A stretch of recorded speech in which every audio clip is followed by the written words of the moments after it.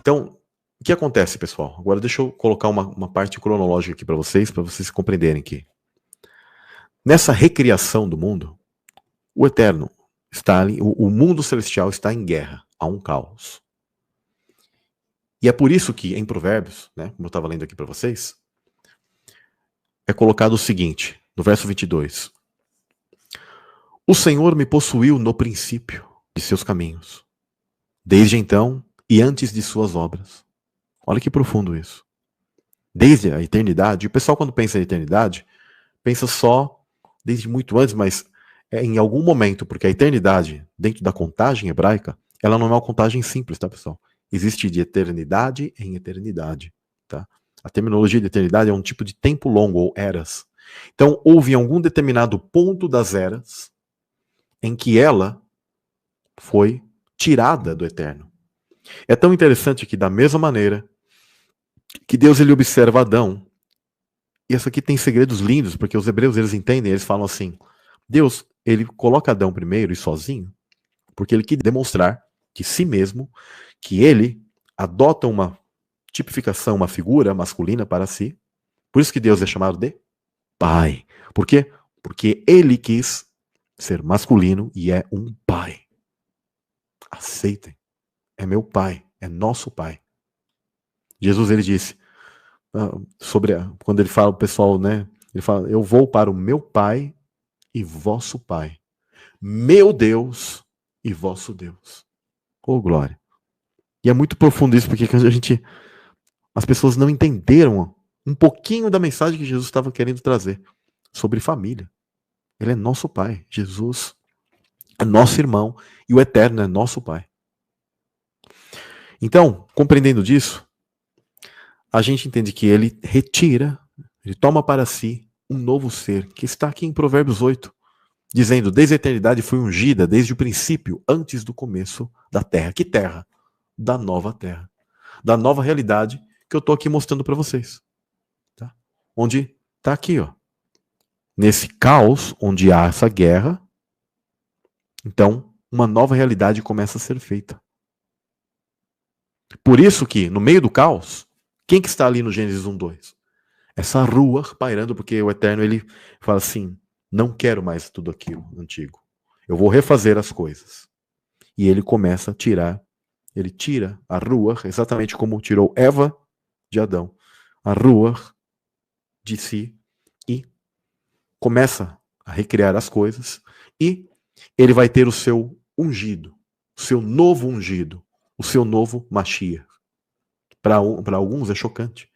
Porque para as pessoas elas falam, mas ele não é o primogênito da criação? Sim, primogênito da criação. Que criação? Da nova criação, da nova terra e novos céus. Ele é o primogênito do Pai, da Ruach, onde as coisas terão agora um reinício, será feito novamente. Por isso, eu sempre digo, novos céus e nova terra. Estão entendendo? Nesse processo, está em guerra. Então Satanás, é aí que as pessoas falam assim, mas como Satanás ele quis se opor a isso? Porque ele percebeu, viu, contemplou que Deus estava criando novas realidades. Então ele tenta ir contra a figura do Pai, da Ruach, e se opor à figura de Cristo. Tá? O objetivo dele é que ele não nem nascesse. É isso que as pessoas talvez não conectam isso. Né? Algo que é importante as pessoas captarem, que alguns podem dizer assim, mas Satanás, Jesus, esses seres, eles são filhos de Deus? Olha, Jesus não precisa nem falar, né, gente? Quantos versos da Escritura falam sobre ele como filho de Deus? E como ele chama o Eterno. Agora, as pessoas às vezes têm dúvidas sobre os anjos. Agora, eu vou fazer a leitura breve aqui, ó, de alguns versos. Gênesis 6, verso 2. Que os filhos de Deus, é anjos aqui, tá? Viram que as filhas dos homens eram formosas e tomaram para si mulheres conforme a sua escolha. Aí alguns, para tentar escapar, eles dizem, não, aqui eram os filhos de Sete, humanos. Eles também acabam se complicando porque eles estão provando que, se eles acham que é humanos, eles já estão provando que nós, como seres humanos, somos filhos de Deus, literal. A Bíblia não chamaria você filho de Deus se você não fosse. Tá? Se você fosse uma coisa. Tá? Gênesis 6,4 também, naqueles dias, né, quando os filhos de Deus, ou seja, esses seres, se uniram às filhas dos homens, e elas deram filhos, havia Néfilins sobre a terra. Né? E também depois. Isso é interessante que significa que esses seres, os seres malignos, os Nefilim, os caídos, são espíritos caídos, eles já estavam na terra muito antes que os próprios filhos de Deus terem vindo aqui, que são mais conhecidos como os 200 sentinelas, que o livro de Enoque ele narra isso com mais detalhes. Tá? Mas, novamente, anjos sendo chamados de filhos de Deus, Bnei Elohim, irrefutável. Mesmo termo, em Jó 38,7. Né? Quando as estrelas da alva juntas cantavam e todos os filhos de Deus rejubilavam, e aqui ele está fazendo uma pergunta para Jó, inclusive tem a ver com sua pré-existência, está perguntando, quando todos os seres celestiais, os meus filhos, os filhos de Deus, eles venceram a batalha, porque rejubilar significa vencer uma batalha, tá? É grito de batalha. Venceram? Onde estavas tu, Jó?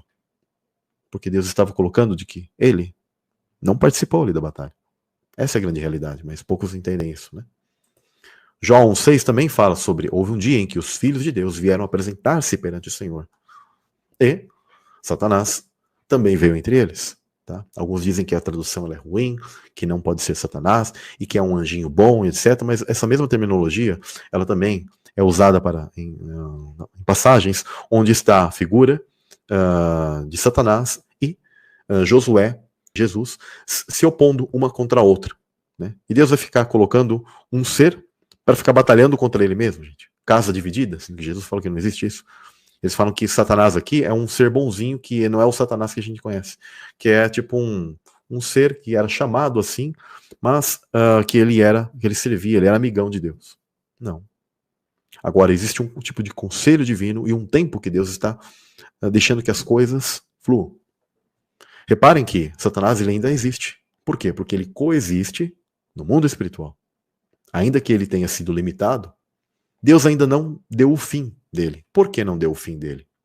Porque ele quer mostrar um dia, quando for chegar ao final de todas as coisas, o quão esse ser é injusto e ele quer mostrar o julgamento dele diante de todos os seres que precisam nascer nesta terra. Por quê? Porque há um número de conservos, há um número de irmãos que precisam nascer, gente. Apocalipse já diz. Há um número específico de seres que precisam vir para a terra.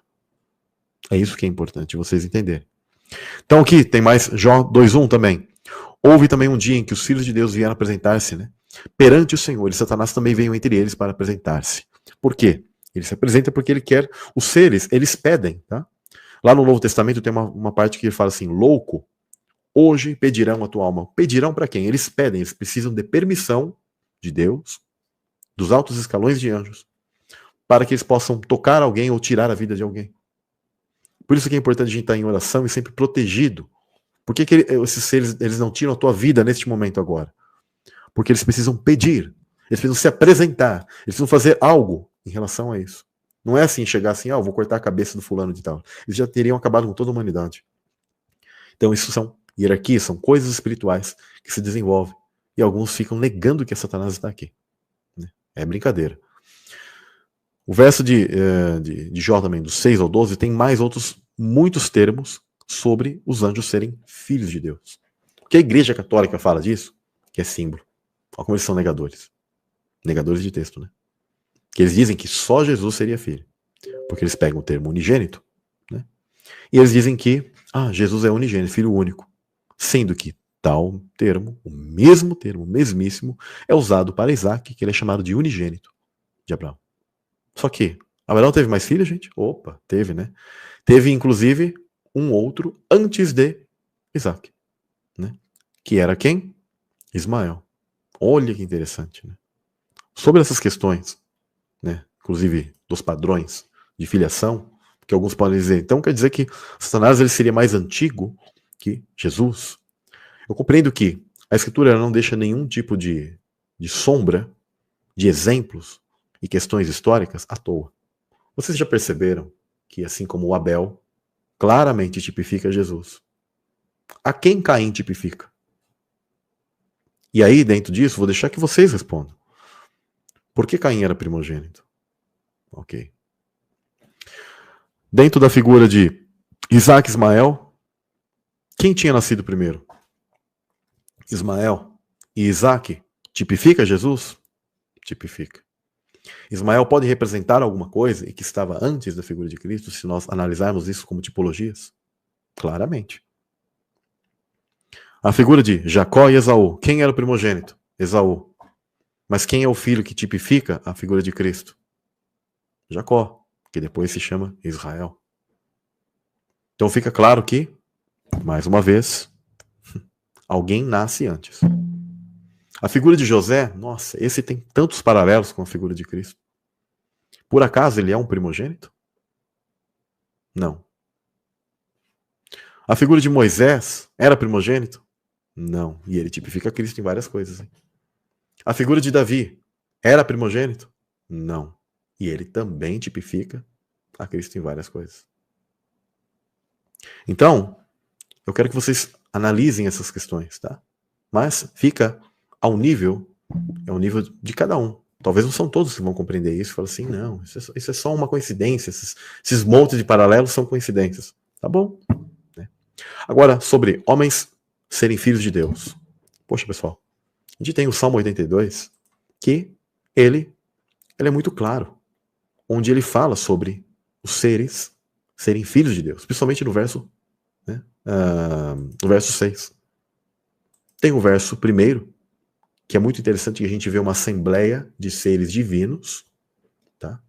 De seres, de deuses juízes, por isso que o termo Elohim, alguns falam, Elohim é polissêmico, tem um monte de sentido, então você tem que escolher só um sentido para colocar naquela passagem. Não. Na verdade, você tem que aplicar todos os sentidos na passagem. E Elohim significa seres divinos. Uma unidade composta de seres divinos. Porque muitas vezes ele está falando sobre o eterno, só que por que é usado Elohim e às vezes não é usado outro tipo de título? Porque eu entendo que é o eterno em conjunto com outros seres, do qual ele está em acordo. No mínimo, ele e a figura de Cristo. Ele e a figura do Espírito Santo. Por isso que é usado Elohim. Por isso que lá no texto de Gênesis tem diferenças. E alguns vão dizer, não, é porque aqueles textos, uns são javistas e outros são eloístas. Eloístas seriam os textos que têm o termo Elohim, para se referir a Deus, e os javistas, que têm o termo que eles chamam de Javé, que seria a forma que, aportuguesada, digamos assim, mal transliterada, por termo do Yod He Vav He. Só que a grande questão é que, na verdade, há um porquê nos textos existe esse tipo de troca. São coisas profundas da criação. Por isso que tem aquele façamos, plural, e ora não. E lá no façamos tem um tetragrama ali. Só que também está o termo Elohim junto. Por quê? Porque ele está querendo mostrar uma pluralidade de poderes. No verso de Salmo 82, inclusive no início, lá fala, né? Vou ler aqui em hebraico rapidinho. Mispor leasaf Elohim, nitzav, bekerev Elohim ishpot. Seria então, simplesmente, na congregação, na Assembleia de El, né, ele toma sua posição, ele fica diante do quê? De vários seres divinos, juízes. E aí faz a comparativa com o povo de Israel, onde Deus ele começa a exortar, por isso que nos outros versos você vê ele exortando da maneira que ele exortava as pessoas, os juízes daqui da terra. Porque eles representam esses poderes divinos de lá. Mas no verso 6, lá tem claramente aquilo que Jesus ele declarou lá em João 10. Ele é confrontado por ele se colocar como filho de Deus, como ser divino. E ele coloca claramente para eles. Olha, está escrito, tá, na vossa lei. E alguns dizem, na vossa lei, não é os Salmos, porque o Terrilim, eles não seriam a lei. Não, o Terrilim fala do quê? Do gibi da Mônica, ou está falando da lei do Eterno? Da lei do Eterno, né? Então, toda a Tanakh, ela faz parte dessa lei. Tá? Ainda que a Torá, o Pentateuco, era o que era guardado, mas toda a Tanakh, ela não aborda a gibi da Mônica, ela aborda o quê? A palavra do Eterno. Né? Então, o que acontece? A gente consegue compreender claramente que ele está falando, olha, na palavra já está escrito, vós sois divinos. Vocês estão querendo atirar pedra em mim só porque eu estou falando que eu sou filho de Deus? Né? É claramente, é irrefutável. Não tem como refutar isso. Né? Lá em hebraico está, Ani amart Elohim, atem uvenei Elion kulchen. Achen que adam tumutum, o reachad, hassarim tipolu. né? Eu disse, vós sois deuses, vós sois divinos, e vós sois todos filhos do Altíssimo. Todos filhos do Altíssimo. Todavia, como homens, morrereis. Olha só, aí está comparando que você é um ser divino, espiritual, mas como homem, você morre. E cairá como qualquer dos príncipes. Então aqui é bem claro a questão que, ó, anjos são filhos de Deus. Você é filho de Deus. Tá? Inclusive, alguns pegam, eu vou até colocar rapidamente aqui, o textinho que eu coloquei ali no novo canal do Telegram, rapidinho, diz o seguinte: se algum dia vocês forem ensinar um cristão de hoje, e eles não aceitam a tua filiação direta e literal por parte de Deus, e eles amam dizer que eles são o quê? Adotados. Eu quero salientar que Deus não receberá filhos não legítimos na glória. O processo espiritual de salvação, na verdade, é muito mais literal do que vocês possam imaginar, por meio da Ruach HaKodesh, né? O Espírito Santo, a Ruach HaKodesh, do qual você nasce de novo. E esse nascer de novo é literal, por quê?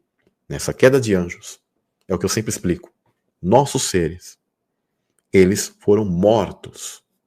Por isso que em Efésios fala que nós estávamos mortos em ofensa, porque o nosso ser espiritual morreu. Então Deus ele criou um tipo de nova criação, novos céus e nova terra, e nos coloca a todos os seres de várias hierarquias angelicais na hierarquia mais baixa, onde é chamado de homem, de Ishin, os homens. Tá? E o Ish, Isha, né, o homem e a mulher, ou Ishin, que as pessoas elas não sabem, mas é uma classe de anjos. Os judeus entendiam como uma classe de anjos. Deus ele rebaixa e coloca esses e são testados ali. Só que estes falham e por isso são arrojados para a primeira terra, a terra caída. A terra onde Satanás e os demônios também foram arrojados, porque quando você lê o Apocalipse 12, você vê claramente que eles também são atirados para o mesmo lugar. É por isso que nós estamos aqui com dimensões separadas por meio de frequências, onde você não fica jogando bola com o demônio, né? Mas eles estão interagindo, eles estão neste mundo. Eles estão aqui ainda. E por isso que eles tentam as pessoas, buscam se alimentar dos teus pecados, etc., das frequências baixas. Mas nesse processo, a grande questão é que Deus então isolou você dentro de um espaço-tempo, no mesmo local, onde Satanás e seus anjos estão. Só que cada um com o seu tipo de aprisionamento maior. E a mãe das abominações também veio para cá. Tanto que nessas mitologias antigas, eles sempre contam da questão do incesto. Tiamat, ela pega um filho seu, chamado de Kingu, e ela o torna rei. E vira esposo dela, sendo que era filho dela. Olha, os babilônios falam isso e isso. É a mãe das abominações de Apocalipse. A Xerá, a mesma coisa. E há outros tipos de mitologias que fazem o mesmo tipo de padrão. Então, e eles também contam que essa entidade desce no submundo buscar ao seu marido. Por quê? Porque essa entidade quer o quê? Recuperá-lo. Né? Porque Satanás ele foi banido também. E ela também quer ir. Olha só. Então, a gente consegue entender que há um paralelo. A escritura ela não usou parte das informações de culturas pagãs à toa, porque na verdade ela não fez questão. É quase como que ela dissesse assim, vou deixar que os pagãos contem aquilo que eu não faço questão de contar, mas estão os elementos na palavra subentendidos. Para nós hoje tem a importância de entendermos e sabermos, porque estamos no final dos tempos, e é o Apocalipse, ou seja, o tirar o véu, tempo de entendimento, e vocês percebem que o mundo ele está muito, digamos assim, está denso todas as coisas, muito pecado, e esse espírito maligno está se levantando novamente com muita força, principalmente essa entidade feminina. Por isso essa questão de querer forçar o empoderamento feminino, etc., querer, digamos assim, baixar a questão do patriarcado e exaltar o matriarcado, etc., e não porque as mulheres não são importantes, mas porque tudo tem tem que ter o respeito e a sua hierarquia. E essa entidade ela vem para desconstruir tudo isso. E também quebrar toda a questão de gênero, etc. Por isso que a figura de Baphomet ela é andrógena. Né? Ele quer representar a questão do masculino, por isso que ele coloca aquela mãozinha para cima, né? E a outra para baixo, a lua. A lua, ela representa a questão do feminino. Só que nesse caso, ele está querendo falar sobre a mãe das abominações. E isso é tão interessante. Samuel, mas isso é paganismo. Peraí. Quando José ele tem o sonho, e ele fala sobre o sol, a lua e as estrelas, e os feixes, etc., se dobram.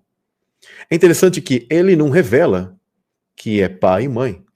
Mas Jacó já chega e fala, você está querendo dizer que eu e sua mãe nos dobraremos a você? Porque ele sabia, ele, como uma pessoa que vivia naquele contexto semítico, que o sol ele representa a energia masculina e a lua o feminino. Em Apocalipse 12, é interessante que aquela figura materna, ela simboliza o Espírito Santo. A figura do Espírito Santo. E é interessante que ela tem a glória, ou seja, a glória de Deus, o eterno, sobre ela. Por isso que tem a questão do sol, vestida de sol. Mas os seus pés estão sobre a lua, que está ligado aos mandamentos e à figura feminina. E ela vai dar a luz. E ela tem uma coroa de 12 estrelas que representam seres celestiais, porque estrelas estão ligadas a anjos por toda a Bíblia. E não só isso, não só essa questão, mas as 12 tribos de Israel. Por quê? Porque todos os seres que nascem neste mundo, por isso que nós temos essa questão dos 12 signos do zodíaco, né? Que é uma corruptela da ideia das tribos de Israel, né? Celestiais, mas que estão no contexto do firmamento, que são o quê? Uma forma de mostrar que nós de lá viemos para cá, estamos aqui. E lá é dito que a cauda de Satanás é o quê? Ela arroja, ela empurra, ela faz força a terça parte destes para a terra. Essa mesma terra que nós estamos aqui. Essa terra caída de hoje. Então, vocês compreendem essa mulher que está ali em Apocalipse e a mulher, a mãe das abominações, estão coligadas, estão conectadas. Voltando sobre a questão, né, dos filhos de adoção. A noção de adoção na época que a Bíblia foi escrita não é igual a que hoje temos, de pais que são, digamos, diferentes, não legítimos, e adotam uma criança, né, que não seria deles, literalmente. Era algo, na verdade, conectado ao sentido de cuidado. Filhos por adoção, filhos sob cuidado, baixo cuidado. Como uma criança sua que vai para uma escola e ela passa a ser adotada, né, digamos assim, nesse sentido antigo e não no sentido de hoje, adotada por um professor por um tempo ou por uma parte do dia. O filho é seu literal, mas está aos cuidados de outro ou de outra pessoa que ensinará aquela criança momentaneamente.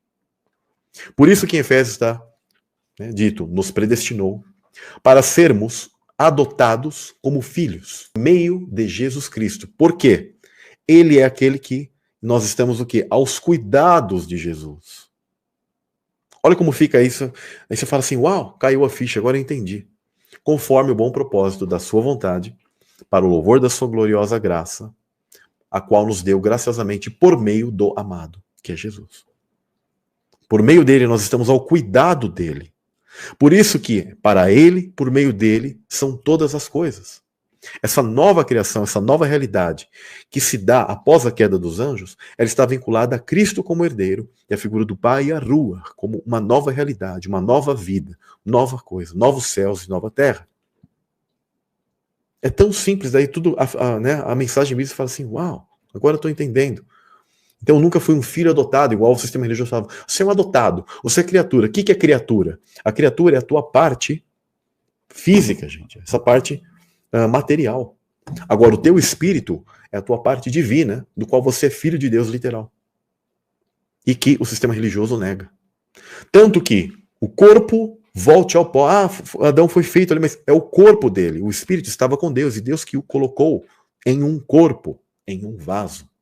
Você é um vaso de misericórdia, na qual Deus ele quer te dar a salvação, te propor a vida e a morte. É isso que te propõe a vida e a morte.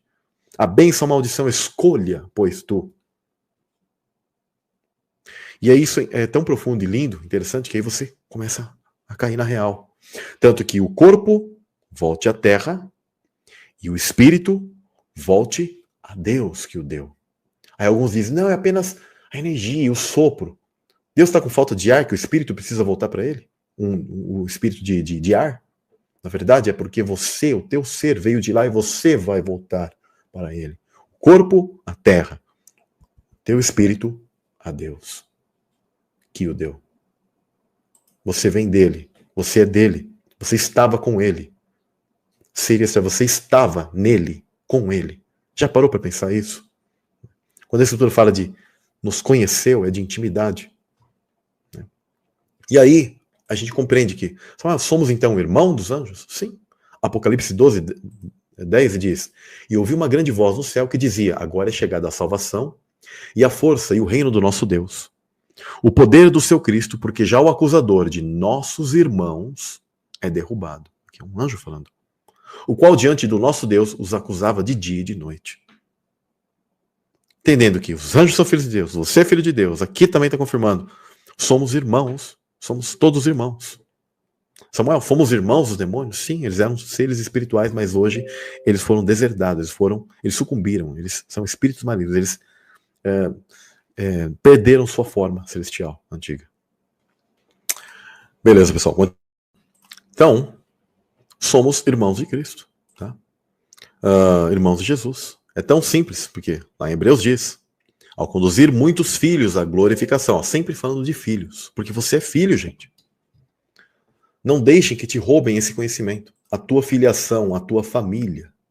Gente, eles querem tirar a tua identidade, a tua família. O sistema quer fazer isso. Ele não quer que você saiba que você é filho de Deus. Compreendem isso? Há canais que se opõem à mensagem aqui, eles querem que você pense que você é apenas desculpa a palavra, mas um saco de carne. Um saco de carne.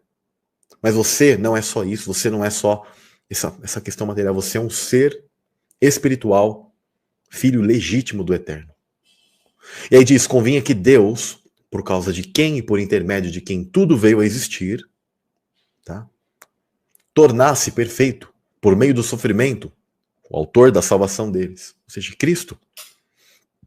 Assim, tanto o que santifica, quanto os que são santificados advêm de um só, o Eterno. E por essa razão, Jesus não se envergonha de chamá-los irmãos. Olha só. Porque Jesus é o autor da salvação e o Eterno é aquele que santifica. E por meio de Jesus nós conseguimos essa santificação porque estamos ao cuidado dele. E ele não se envergonha de nos chamar irmãos. Agora, se Jesus é o próprio Pai, você é irmão de Deus, gente? Aí não, né? Aí não dá. Mas ele é Pai. Lembra que ele falou? O meu Pai, o vosso Pai, o meu Deus e vosso Deus. E ele declara, vou anunciar teu nome aos meus irmãos, cantar-te-ei louvores no meio da congregação. Isso aqui, uma passagem do Velho Testamento, aí eles fazem a conexão. Isso aqui é pardês, a interpretação hebraica. Tá? Onde eles fazem conexões dos textos, igual eu estou fazendo para vocês, estou mostrando. Obviamente, no passado, Jesus e Satanás eram irmãos. Porque são filhos do mesmo pai. Compreendendo que, sim, eles são filhos de mães, né? De realidades e tempos diferentes. Mas Satanás ele quis impedir.